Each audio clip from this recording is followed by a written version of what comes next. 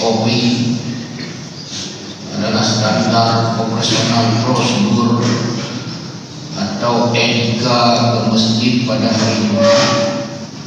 Di antaranya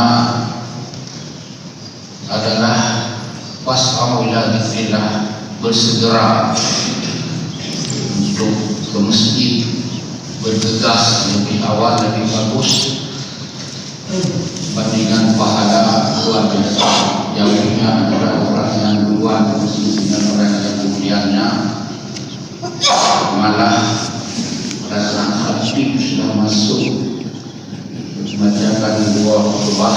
Ada juga yang khatib naik mimbar, malaikat untuk yang datang kemudian tidak dihitung lagi, alias tadi abadilau tadi jauh. Itu yang pertama. Kemudian adalah dianjurkan, disunahkan mandi hari Jumat, mandi basah. Kemudian bagi yang baru dasuh yang di tasawuran ini baju bersenang gemeri Jumat. Beda Jumat dengan hari-hari kita ke pasar. Sebahagian kita hari ini dari kantin, dari warung, nong langsung ke nong. Gadung dari kantung. Pak kantung pun na baje, kantung baje. Nya mengaku boleh bengok pun kamu jauh-jauh kena yang sondo dalam sini. Itu tidak beretika namanya. Siapapun dia. Kemudian daripada itu, kalau Nabi mengusir, kira-kira bahasanya, kalau yang makan bawang, hanya pegang ke bawang, semua jenis bawang, yang baju bawang bento bawang itu, kira-kira membawa bau badan, bau mulut, menasib yang ganggu kau lain, patuk-patuk, krenkrong. Apalagi pada saat-saat seperti ini, kartu yang hanya mungkin dari rumah batu pura-pura dulu bahagian yang mungkin betul-betul, atau pakai lalu apa yang etika rumah karena Nabi usir yang mengganggu kau, diusir oleh Nabi kalau kita mengganggu. Dah setelah bersama, apalagi di Jumat, apalagi suasana seperti ini, kaum muslimin yang berbahagia. Kemudian juga kita bawa sedekah sumbangan ke haid di 2-3 minggu karena pempeng lebih. Tadi disebutkan ada 3,5 Jumat yang lalu. Ada juga pengurus masjid dalam 1 minggu pengeluarannya 700.000. Patutnya hari-hari begini disomprot masjid, habis peng juta, 5 juta, patutnya pengurus masjid menghabiskan uang lebih. Malah untuk menjaga kenyamanan masjid, ini belum darurat. Pada saat darurat mungkin pintu tidak boleh dipegang lagi, harus terbuka, AC boleh ditutup. Jadi didengar selalu di masjid uang disimpan di bank, ada 50 jutaan, kepentingan pelayanan yang bagus, simpan bank kafe dulu. Walaupun bank kumere Islam kafe ko, kumpul bank na orang jemaah, dah kafe. Kaum muslimin yang berbahagia ini sebagai produk yang harus diikuti oleh siapa saja. Nya mana penting, nya datang nampak masjid. Ayat yang khatib bacakan tadi, walanam wanakum bisyai'in. Kata Allah, sungguh-sungguh kami memuji kamu semuanya. Bisyai'in dengan sedikit sekali syai'in itu. Ada juga syu'ya bahasa Arab. Takalam Arabi. Syu'ya sedikit sekali, syu'ya lebih sedikit lagi, ini syu'ya sedikit. Bisyai'in minal khawfi, ketakutan. Ada ketakutan besar, ditakut-takuti atau benar-benar takut, itu diikuti oleh Allah. Wal jum'i, ini orang sudah risau karena ketakutan dengan penyakit, sudah risau dengan Ini uang dolar sudah jatuh. Hari ini sudah hampir 17.000. Malah orang memprediksi lagi jatuh lagi presiden, jatuh lagi pemerintah. Warjum. Jadi jom itu lapar. Wa naqsim minal amwal. Nyo krismon. Krismon pun naqsim kurang. Pengle harga. Ngompeng mereka naik. Wal anfusi mati belum. Pernah dulu. Mati dah kenok tahun. Coba lihat beribu-ribu sampai kosong Aceh dulu. Itu malah dulu kata orang masa penjajahan Belanda, seorang yang dihukum mati oleh Belanda di Jawa dibawa ke sini disuntik kolera oleh Belanda, mati 20 habis. Kemudian pernah juga 20 tahun lalu lebih kurang kena tangan lagi. Ini sudah sampai hari tahun. Jadi oleh karena itu bisa saja ini disebut buat ampusi. Itu sedikit, masih sedikit kata Allah. Buat samara gagal panen. Kalaupun panen banyak tidak harga, sama saja. Wa basyyiris sabirin kata Allah, beri peringatan kepada kita untuk bersabar bahwa ini ujian daripada Allah. Siapa? Orang beriman. Orang beriman ini sabar. Ada modal imannya untuk sabar. Kalau orang baik demi kagak benar gimana? Itu adalah musibah. Apa kata Allah? Wa ma asabakum min musibah. Tidak akan ditimpa kamu dari musibah, satu musibah saja. Fabima kasabat aydikum, yang itu semua musibah yang diberikan adalah hasil usaha aydikum, tangan kamu sendiri. Semua musibah kata Allah itu tidak ada kecuali untukmu, karenamu sendiri. Wa ya'fu an katsir, rupanya seperti tadi sedikit saja. Itu bagi orang beriman itu bisa itu sedikit untuk diuji. Tapi bagi orang yang durjana itu musibah karena ulah mereka, karena kebiadaban mereka. Wa ya'fu an katsir, tapi Allah itu sudah memaafkan yang banyak sekali. Banyak sekali sudah dimaafkan oleh Allah. Dan ada hadis yang mungkin tidak populer. Apa hadis itu? Pada saat kemaksiatan dilakukan oleh hamba Allah, itu bumi minta kepada Allah, ya Allah, izinkan kami goyang sedikit saja permukaan kami. Kami sudah tidak tega melihat mereka maksiat kepadamu, ya Allah. Izinkan saya goyang saja sedikit. Jangan kepada Allah. Inilah ya'fu katsir. Ada kata juga kamu, ya Allah, izinkan ya Allah kami hempaskan air sebanyak-banyaknya ke darat.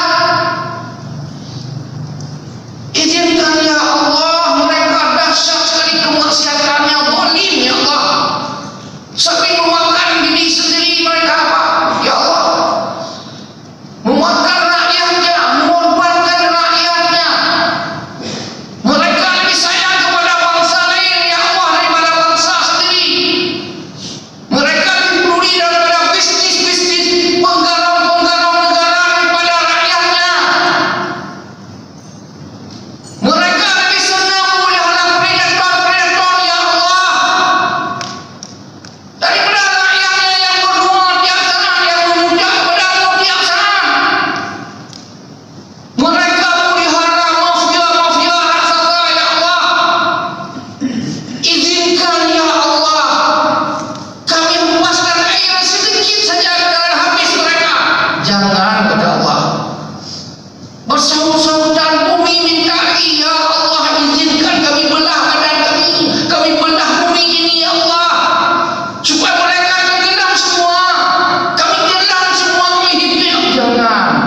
ini wa ya'fu an katsir. Kaum muslimin yang berbahagia, kita tetap pada bahagian pertama tadi, kita diuji oleh Allah, dan ini kepada orang-orang yang zalim kepada Allah. Allah mengatakan yang tadi adalah surat Asy-Syura 30, yang sekarang surat Al-Isra 16 dan 17. Allah mengatakan wa idza aradna an nuhlikal qaryata, apabila kami ingin membinasakan satu negeri, satu negara, satu daerah, satu kaum, satu kampung, amarna mutrafiha, kami menyuruh elit-elitnya, orang-orang pengusahanya yang kaya-kaya, mereka yang elit itu yang cerdas-cerdas, yang hebat-hebat, pemimpin-pemimpinnya, mutrafiha, fafasaku fiha, mereka kami minta, amarna kami perintahkan untuk berbuat baik sesama dan kepada Allah. Fafasaku fiha, mereka fasik, mereka tahu itu semuanya, mereka tahu salah, menyimpang undang-undang, menyimpang hukum, menyimpang Al-Quran, menyimpang hadis, menyimpang dengan pandangan-pandangan ulama. Tahu mereka ini disebut fasik. Fafasaku fiha, mereka terlalu. Fahaqqal alaihal qawlu, maka pantas kepada bangsa itu, kepada kaum itu, kepada negeri itu, al-qawlu, ketentuan Tuhan, kepastian daripada Tuhan, pantas kepada mereka diberi hukuman. Kata Allah pada marnaha tadmira, apa itu? Kuhancurkan tadmira, sehancur-hancurnya, kata Allah dalam surat Al-Isra 16. Ini belum seberapa, anak punya angin buat agak syekh, anak tak perlu bisa. Kenapa bisa? Sudah dilakukan oleh Allah. Takkanlah dalam Fathur Rahman, takkanlah halaka dibinasakan oleh Allah. Itu Allah menyebutkan sampai 30 kali. Untuk kita lihat sudah dibinasakan kaum-kaum sebelum kita, sudah dibinasakan oleh Allah. Jadi di antaranya Allah mengatakan, di antara yang halaka itu, wa kam ahlakna minal quruni, betapa banyak kami telah membinasakan kaum-kaum, bangsa-bangsa min ba'di Nuh, setelah Nuh. Sebelum Nuh sebenarnya sudah ada kaum Samud, kaum Ad, dan dijelaskan semua oleh Allah, juga kaum Fir'aun, Namrud dan sebagainya. Tapi ini setelah Nuh juga masih banyak. Yang tadi adalah dikarenakan ayat pertama tadi dibinasakan, wa idza aradna an nuhlika, inilah binasakan, kami binasakan. Yang ini dikarenakan adalah pekerjaan elit-elit mereka, kerja sama penggarong-penggarong, itu hasil kerja sama mereka. Mereka ini kerja elit.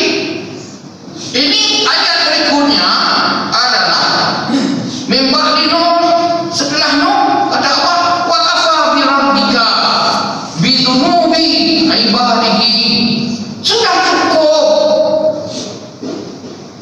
Tuhanmu itu sudah cukup dengan dzunubi ibadihi, dengan dosa-dosa hamba-hambanya.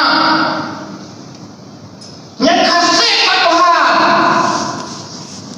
Berarti dua sisi. Satu sisi adalah dikarenakan para elit, ini lain Pak, lain ayat. Ayat berikutnya menempel ayat Al-Isra 17. Jadi yang ini dikarenakan dzunubi, dosa ibadihi, dan Allah itu khabiran basira, tahu dosa-dosa kita. Tapi tadi sudah ya'fu an katsir, sudah dimaafkan. Berikutnya Allah mengatakan dalam surat Al-An'am 60, surat Al-An'am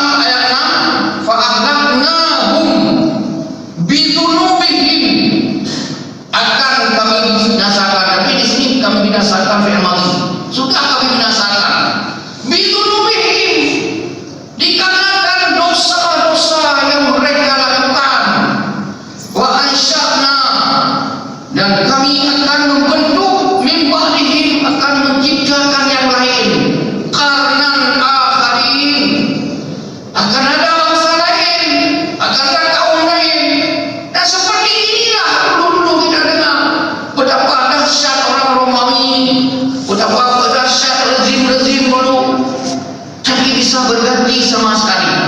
Kaum muslimin yang berbahagia, dari apa yang kita sampaikan ini mari kita ambil iktibar. Yang satu, kita diuji oleh Allah kalau kita orang baik. Kita sudah beribadah yang pas sesuai dianjurkan, kita berjamaah kaum subuh, kita datang Jumat bersedekah dan sebagainya, tetapi kita juga mendapat musibah yang seperti inilah yang tadi disebut diuji oleh Allah. Jadi semua kita diuji, tidak ada yang tidak mendapat ujian daripada Allah. Jadi diuji dari mana?